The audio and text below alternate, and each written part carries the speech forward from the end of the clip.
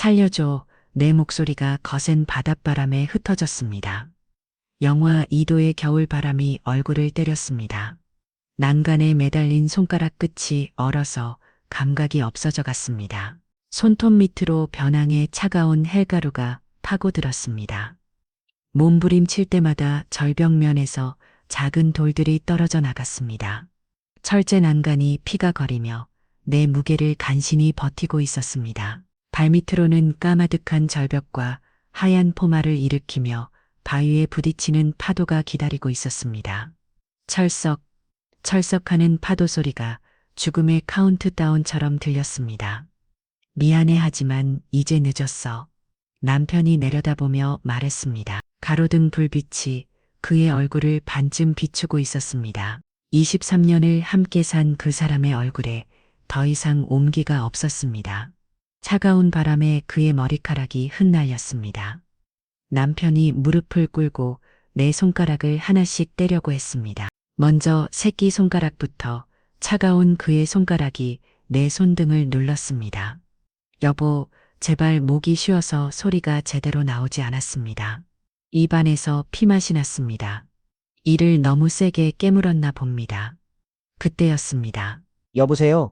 경찰서죠? 지금 당장 오셔야 할 것 같아요. 멀리서 누군가가 급하게 전화하는 목소리가 들렸습니다. 발걸음 소리가 빠르게 다가왔습니다. 자갈이 구르는 소리와 함께 강릉 장미 펜션 뒤쪽 전망대요. 지금 남자가 여자를 밀어드리려고 호텔 직원이었습니다. 오늘 오후에 나에게 쪽지를 몰래 건네준 바로 그 직원. 젊은 여자 직원이 헐덥거리며 뛰어오면서 전화를 하고 있었습니다. 손님 괜찮으세요? 직원이 나를 끌어올리려고 팔을 뻗었습니다. 따뜻한 손이 내 팔목을 꽉 잡았습니다. 간신히 난간 너머로 몸을 끌어올리는 순간 무릎이 바닥에 콩 하고 부딪혔습니다. 바지가 찢어지는 소리가 났습니다. 온몸이 털털 떨렸습니다. 추인지 공포인지 알 수 없었습니다. 그때 뒤돌아보니 남편이 없었습니다. 직원이 나를 끌어올리는 사이 남편은 어둠 속으로 사라져 버렸습니다. 발자국 소리도 들리지 않았습니다. 마치 처음부터 없었던 사람처럼. 아까 같이 계시던 분은 어디 가셨어요? 직원이 주위를 둘러보며 물었습니다. 손에 든 휴대폰 불빛으로 주변을 비춰봤지만 아무도 없었습니다. 도망갔나 봐요. 내 목소리가 떨렸습니다. 신고했으니까 경찰이 올 거예요. 그분이 도망갔다고 해도 찾을 수 있을 겁니다. 직원이 땅에 떨어뜨린 휴대폰을 주워두며 말했습니다. 나를 끌어올리느라 급하게 전화를 끊었던 모양이었습니다. 여보세요? 네, 아까 신고한 사람이에요. 피해자는 구조했는데 가해자가 도망갔어요. 직원이 다시 경찰과 통화하며 상황을 설명했습니다. 멀리서 사이렌 소리가 들려왔습니다. 먼저 희미하게, 그러다 점점 선명하게 빨간 불빛이 언덕 너머로 어른걸었습니다. 손님 괜찮으세요? 다친 곳은 없어요? 직원이 나를 살펴보면 물었습니다. 따뜻한 목소리였습니다. 경찰차 2대가 전망대 입구에 단을 올라오고 있었습니다. 헤드라이트가 우리를 환하게 비쳤습니다. 그때 나는 깨달았습니다. 모든 것이 끝났다는 걸, 23년의 결혼 생활이, 내가 믿었던 모든 것이 이 차가운 겨울밤, 이 절벽 끝에서 산산조각 나고 있다는 걸. 차가운 바람이 내 머리카락을 흩날렸습니다. 바다에서 올라오는 비린내와 함께 3일 전이었습니다. 우리 바람 좀 쐬고 오자. 남편이 입을 열었을 때 나는 설거지하던 손을 멈춰야 했습니다. 찬물에 담긴 그릇이 손에서 미끄러져 떨어질 뻔했습니다. 26대에 결혼해서 49까지 23년을 함께 살면서 그가 먼저 어디 가자고 말한 적은 단 한 번도 없었습니다. 언제나 나였습니다. 모든 제안을 하는 건 항상 나였고 그는 고개를 끄덕이거나 그래 하고 짧게 답하는 사람이었습니다. 여보, 나는 고무장갑을 벗으며 뒤돌았습니다. 남편이 거실 소파에 앉아 텔레비전을 보고 있었습니다. 평소와 다를 바 없는 모습이었습니다. 회색 트레이닝복에 슬리퍼를 신고 리모컨을 손에 들고 있었습니다. 하지만 뭔가 달랐습니다. 텔레비전 소리가 켜져 있는데도 화면을 보지 않고 있었습니다. 시선이 어딘가 다른 곳을 향하고 있었습니다. 어디로 내가 물었을 때 남편은 잠시 머뭇거렸습니다. 마치 미리 준비해둔 대답을 떠올리는 것 같았습니다. 강릉 바다가 보고 싶어서 바다가 보고 싶다는 말도 처음이었습니다. 그 사람은 늘 산을 좋아하는 사람이었습니다. 우리가 데이트할 때도 신혼여행을 갈 때도 항상 산이나 계곡을 택했습니다. 바다는 너무 시끄럽다는 게 그의 치론이었습니다. 갑자기 왜 나는 주방 문턱에 기대어 서서 남편을 바라봤습니다. 그의 옆모습이 평소보다 야휘어 보였습니다. 언제부터인가 살이 많이 빠져 있었습니다. 그냥 답답해서 답답하다는 말에 목소리가 갈라졌습니다. 마치 무언가를 참고 있다가 터져나온 것처럼. 무슨 일 있어? 나는 소파 옆으로 다가가 앉았습니다. 남편의 어깨가 긴장한 듯 굳어져 있었습니다. 아니야, 그냥 남편이 리모컨으로 채널을 돌렸습니다. 뉴스 드라마 예능 프로그램들이 빠르게 지나갔습니다. 하지만 정작 그는 화면을 보고 있지 않았습니다. 이번 주말 토요일에 가서 일요일에 온다고 했습니다. 숙소는 이미 예약해 뒀다고 했습니다. 너무 빠른 대답이었습니다. 마치 이미 모든 걸 정해놓고 있었던 것처럼. 언제 예약했냐고 물으니 어제라고 했습니다. 거짓말이었습니다. 나중에 안 일이지만 실제로는 일주일 전에 이미 모든 걸 예약해 뒀었습니다. 그때 남편의 휴대폰이 진동했습니다. 문자 메시지였습니다. 남편이 급하게 휴대폰을 뒤집어 화면을 가렸습니다. 누구야? 회사 동료? 또 거짓말이었습니다. 남편은 작년에 명예퇴직을 하고 치킨집을 차렸지만 6개월 전에 문을 닫았습니다. 지금은 무직 상태였습니다. 회사 동료가 이 시간에 연락을 할 이유가 없었습니다. 하지만 그때의 나는 의심하지 않았습니다. 그저 오랜만에 남편이 먼저 여행을 제안했다는 사실이 기뻤습니다. 좋아, 가자. 요즘 나도 답답했던 차라 잘 됐다 싶었습니다. 내가 대답하자 남편의 표정이 묘하게 변했습니다. 기쁜 것도 안도하는 것도 아닌 복잡한 표정이었습니다. 그때 봤어야 했습니다. 거실 한쪽 탁자 위에 가지런히 정리된 서류들을 평소 어지럽게 놔두던 남편이 왜 갑자기 서류를 정리했는지, 왜 통장들이 한 곳에 모여 있는지, 왜 서랍에서 보험 증서가 비중 나와 있는지. 하지만 나는 그저 기뻤습니다. 23년 만에 처음으로 남편이 먼저 어디 가자고 했다는 사실에 그럼 내일 짐 싸자. 날씨가 추우니까 두꺼운 옷도 챙기고 남편이 고개를 끄덕였습니다. 하지만 그의 손이 미세하게 떨리고 있었습니다. 리모컨을 잡은 손이 그날 밤 남편은 평소보다 일찍 잠자리에 들었습니다. 하지만 잠들지는 못하는 것 같았습니다. 옆에서 뒤척이는 소리가 계속 들렸습니다. 새벽 3시쯤 남편이 조용히 일어나 거실로 나갔습니다. 화장실을 가는 줄 알았는데 한참 후에도 돌아오지 않았습니다. 살짝 문을 열어 내다보니 남편이 거실에 앉아 무언가를 보고 있었습니다. 서류들이었습니다. 어둠 속에서 휴대폰 불빛으로 비춰가며 뭔가를 확인하고 있었습니다. 그때도 나는 의심하지 않았습니다. 혹시 여행 준비를 하나보다 정도로만 생각했습니다. 다음 날 금요일 저녁 남편이 또 이상한 전화를 받았습니다. 네, 맞습니다. 토요일 내 계획대로 걱정하지 마세요. 작은 목소리였지만 들렸습니다. 계획이라는 단어가 특히 귀에 남았습니다. 누구였어? 펜션 사장 체크인 시간 확인하는 거야. 하지만 펜션 사장이 체크인 시간을 확인할 리 없었습니다. 그건 보통 손님이 하는 일이었습니다. 토요일 아침 남편은 평소보다 일찍 일어났습니다. 이미 가방까지 싼 오은 상태였습니다. 언제 짐 썼어? 새벽에 잠이 안 와서 남편의 가방을 보니 평소보다 정말 가지런했습니다. 옷들이 반듯하게 개워져 있었고 세면도구도 깔끔하게 정리되어 있었습니다. 마치 누군가에게 보여주려는 것처럼 출발하자 남편이 차 키를 들며 말했습니다. 시계를 보니 오전 10시였습니다. 강릉까지는 3시간 정도 걸리니까 오후 1시쯤 도착할 예정이었습니다.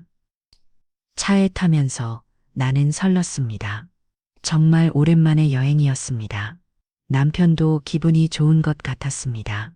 평소보다 말도 많이 했고 라디오도 틀었습니다. 하지만 지금 생각해보니 그 모든 게 연기였습니다. 나를 안심시키기 위한 고속도로에 들어서자 남편이 내비게이션을 다시 확인했습니다. 이미 목적지를 설정해둔 상태였는데도 계속 화면을 만지작거렸습니다.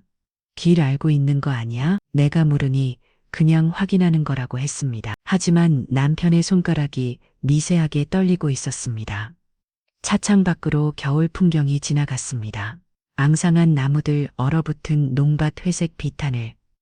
평소 같으면 남편과 이런저런 이야기를 나누며 갔을 텐데 오늘은 묘하게 침묵이 흘렀습니다. 라디오에서는 경제 뉴스가 나오고 있었습니다.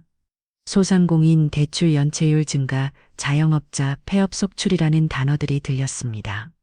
남편이 급하게 라디오를 껐습니다.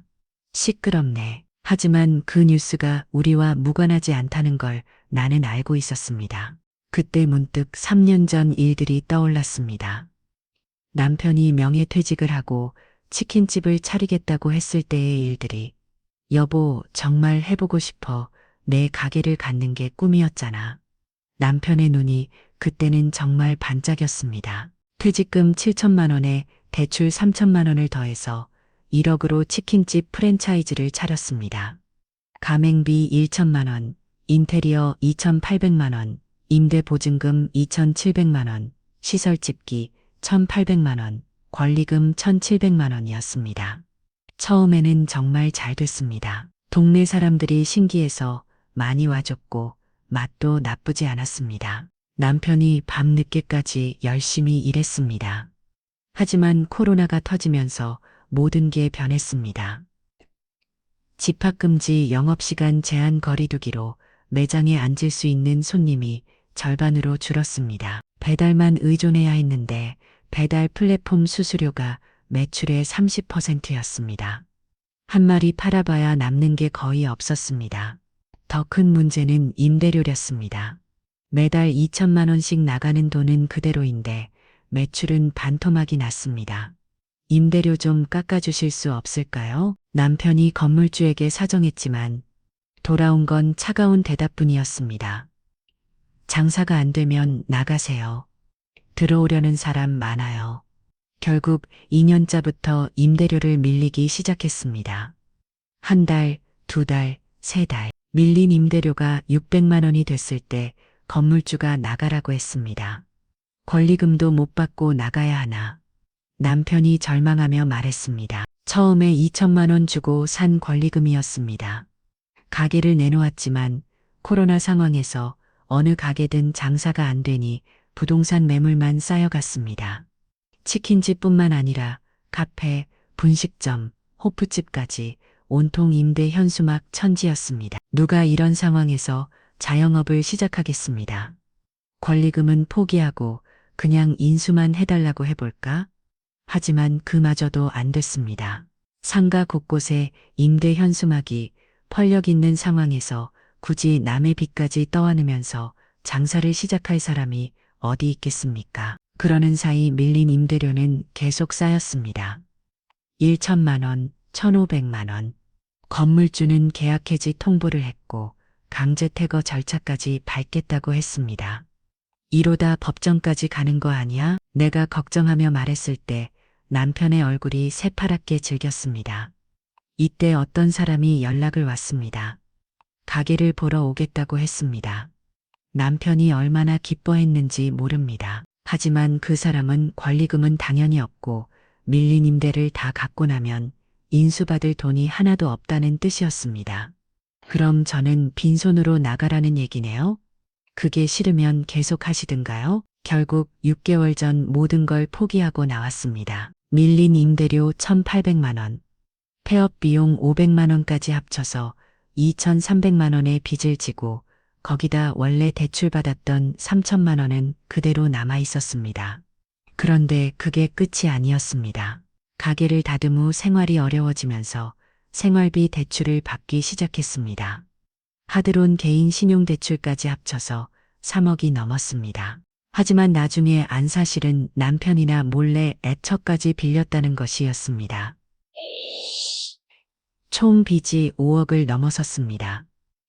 퇴직금 7천만 원으로 시작했는데 결국 5억의 빚만 남은 3이었습니다. 그런데 남편이 구속되고 나서 알게 된 사실이 더 충격적이었습니다. 남편이나 몰래 생명보험을 추가로 가입해뒀다는 것이었습니다.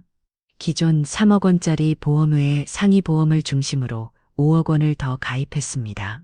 질병 사망이 아닌 사고 사일 때 더 많은 보험금이 나오도록 설계한 것이었습니다. 총 8억 원 빚 5억 원을 갖고도 3억 원이 남는 금액이었습니다. 모든 게 계획적이었다는 뜻이었습니다.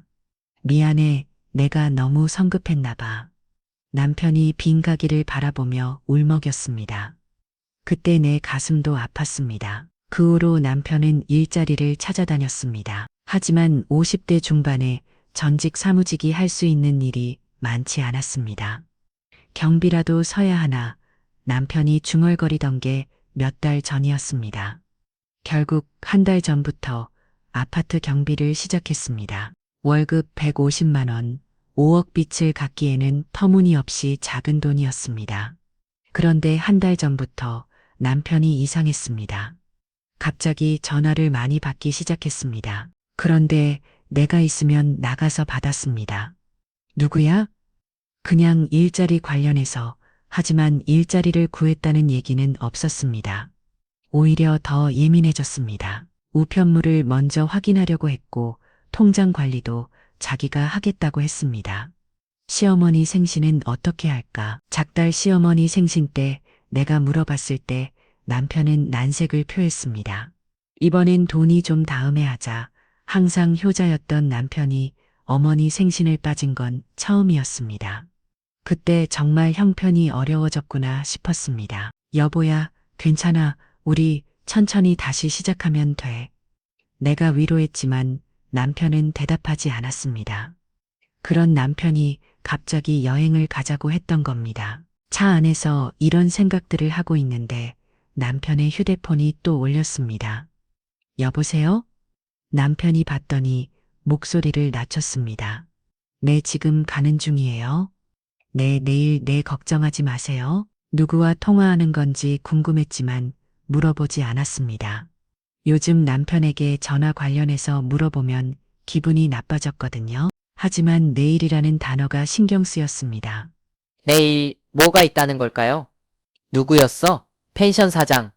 또 그 대답이었습니다. 하지만 펜션 사장한테 걱정하지 마세요 라고 할 이유가 있을까요? 고속도로 표지판에 강릉 50km라고 적혀 있었습니다. 이제 30분 정도 더 가면 도착이었습니다. 남편이 내비게이션을 다시 만지작거렸습니다. 그리고 무언가를 중얼거렸습니다. 이제 정말 무슨 말인지 들리지 않았습니다.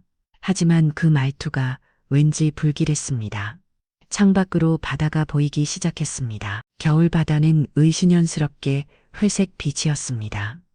파도가 거칠게 부서지는 소리가 차 안까지 들리는 것 같았습니다. 오후 2시쯤 펜션에 도착했습니다. 바다가 내려다 보이는 언덕 위에 자리한 아담한 건물이었습니다. 주차장에 차를 세우자마자 남편이 먼저 내렸습니다. 짐은 내가 들게 평소와 달리 부산스럽게 움직였습니다. 가방을 챙기면서도 계속 시계를 확인했습니다. 프런트에 들어서니 젊은 여직원이 웃으며 맞아줬습니다. 체크인 절차를 밟는 동안 남편이 또 전화를 받으러 밖으로 나갔습니다. 그대였습니다. 직원이 조심스럽게 내게 다가왔습니다. 손님 잠깐만요. 그녀가 작게 접은 쪽지를 내 손에 몰래 쥐어줬습니다. 조심하세요. 그분이 일주일 전에 이상한 질문을 하셨어요. 나는 그 말을 이해할 수 없었습니다. 무슨 뜻인지, 왜 이런 말을 하는지. 하지만 그녀의 표정이 너무 진지했습니다. 무슨 질문을 지금은 시간이 없어요. 쪽지를 보세요. 남편이 전화를 마치고 돌아오고 있었습니다. 나는 급하게 쪽지를 주머니에 넣었습니다. 무슨 일 있었어? 아니야, 아무것도. 우리는 2층 바다가 보이는 방으로 올라갔습니다. 남편이 짐을 풀면서 말했습니다. 여기 경치 정말 좋다. 저녁 먹고 산책로 걸어볼까? 산책로 바다 바로 옆으로 걸을 수 있다고 들었어. 전망대까지 이어져 있대. 바다 바로요. 뭔가 섬뜩한 느낌이 들었습니다. 남편이 샤워를 하러 들어갔을 때 나는 조심스럽게 쪽지를 펼쳤습니다. 거기에는 호텔 직원의 작은 글씨로 이런 내용이 적혀 있었습니다. 손님 남편분이 일주일 전에 혼자 오셔서 이상한 질문들을 하셨어요. 너무 이상해서 기억하고 있었는데 손님이 오시니까 걱정이 되어서 이렇게 말씀드려요. 조심하세요. 그리고 그 아래 적힌 남편의 질문들을 읽는 순간 나는 숨이 멎을 뻔했습니다. 주위에 사고 날 만한 장소는 없냐고 물어보셨어요. 저쪽에 보이는 바다로 떨어지면 시체도 못 찾을 것 같은데 거기 위험하지 않냐고도 했어요. 사고가 많이 나지 않느냐고 물어봤고 CCTV는 설치가 잘 되어 있냐고도 했어요. 만약에 실적 사고가 나면 경찰 수사는 어떻게 되나요? 마지막 질문만은 직원이 너무 충격적이어서 그대로 기억하고 있다며 따옴표까지 쳐서 적어놨습니다. 쪽지를 읽으면서 내 손이 덜덜 떨렸습니다. 이건 여행을 계획하는 사람이 할 질문이 아니었습니다. 이건 뭔가 다른 걸 계획하는 사람의 질문이었습니다.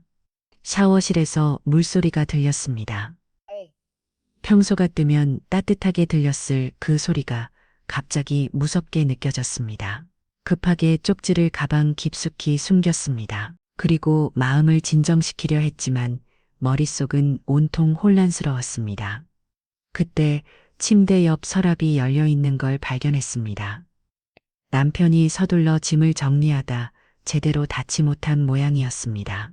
혹시나 해서 살짝 열어보니 서류들이 보였습니다. 보험 관련 서류들이었습니다.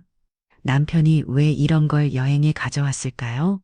한 장을 꺼내보니 상해 보험 가입 신청서였습니다. 보험 금액이 5억 원 가입 일자가 2달 전이었습니다. 그것도 하나가 아니라 여러 장이었습니다. 오하고 있어 남편이 샤워를 마치고 나온 목소리였습니다. 나는 깜짝 놀라 서류를 급하게 서랍에 넣었습니다. 그냥 받아보고 있었어. 남편의 눈빛이 순간 날카로워졌습니다. 뭔가 들켰다는 듯한 표정이었습니다. 좀 쉬자. 저녁 먹고 산책하자. 남편이 침대에 누우며 말했습니다. 30분만 자고 일어날게. 그날 오후 나는 한 잔도 자지 못했습니다. 남편은 금세 잠들어 고르게 숨을 쉬고 있었지만 내 머릿속은 온통 혼란스러웠습니다. 쪽지 내용과 보험 서류가 계속 맴돌았습니다. 옆에서 자고 있는 남편이 갑자기 낯선 사람 같았습니다.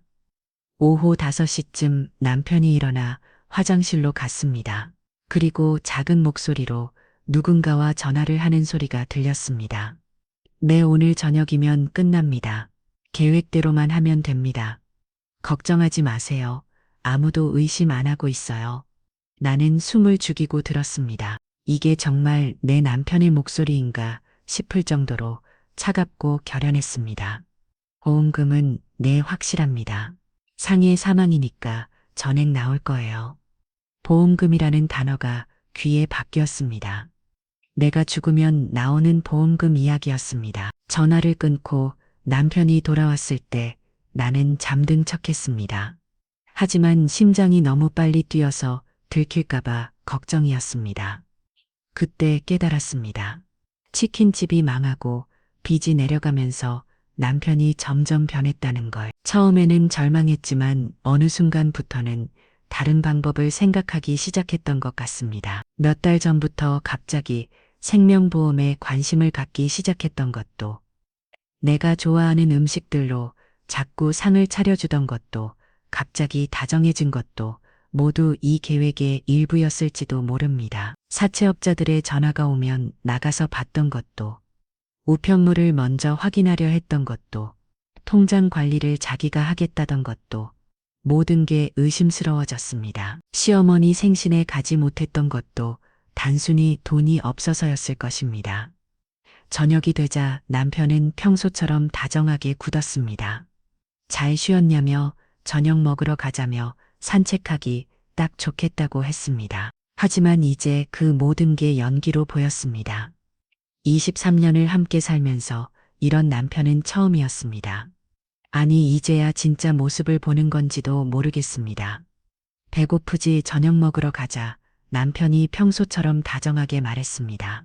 마치 아무 일도 없는 것처럼. 우리는 펜션 근처 해산물 전문점으로 갔습니다. 바다가 보이는 창가 자리에 앉았습니다. 남편이 소주 한 병을 주문했습니다. 오랜만에 우리 둘이 이렇게 마신다. 남편이 첫 잔을 따르며 웃었습니다. 그 웃음이 진짜인지 가짜인지 알 수 없었습니다. 당신 처음 봤을 때 기억나? 소주 한 잔을 마시자 남편이 물었습니다. 뒤집 옷이었지. 회사 신입사원 교육에서 맞다며 그때 당신이 발표하는 걸 보는데 너무 당당하더라고. 첫눈에 반했다고 했습니다. 거짓말. 그때 당신은 나한테 말도 안 걸었잖아. 말 걸고 싶었는데 용기가 없었지. 나보다 똑똑해 보여서. 남편의 목소리에 진심이 담겨 있었습니다. 이 사람이 정말 나를 죽이려고 하는 게 맞나 싶을 정도로. 우리 첫 데이트도 기억나냐며 놀이공원 갔을 때 말이라고 했습니다. 기억한다고 했습니다. 기억한다고 했습니다. 당신이 롤러코스터 무서워해서 내가 손 꽉 잡아줬다고 했습니다. 그때부터 당신 손이 따뜻하다고 생각했어. 지금은 그 손이 차겠기만 했습니다. 결혼하고 처음 이사간 원룸도 기억나냐고 물었습니다. 12평짜리였다고 했습니다. 보증금도 부족해서 당신 부모님께 빌렸다고 했습니다. 그때가 제일 행복했던 것 같다며 가진 건 없었지만 그랬다고 했습니다. 소주가 들어가니 남편의 목소리가 촉촉해졌습니다. 눈시울도 붉어졌습니다. 여보, 나 정말 당신 사랑해. 갑자기 남편이 내 손을 잡으며 말했습니다. 나도 사랑해. 거짓말이었습니다. 지금은 무서웠습니다. 우리 23년 동안 참 잘 살았지. 그래, 열심히 살았지. 하지만 이제 끝이라는 뜻인가요? 소주 2병을 나누어 마시니 어느새 가게 영업이 끝날 시간이었습니다. 다른 손님들도 하나둘 나가고 있었습니다. 우리만 마지막까지 앉아 있었습니다. 사장님이 조심스럽게 다가와서 마감 시간이라고 말했습니다. 남편이 계산을 하며 미안하다고 했습니다. 남편이 계산을 하며 미안하다고 했습니다. 밖으로 나오니 깜깜한 겨울 밤이었습니다. 차가운 바닷바람이 얼굴을 때렸습니다. 전망대 갔다 오자 남편이 말했습니다. 전망대 저기 보이는 곳 답답해서 참 바람 좀 맞고 싶어. 나는 그곳이 어디인지 알고 있었습니다. 쪽지에 적힌 바로 그곳. 지금 가면 어둡지 않을까?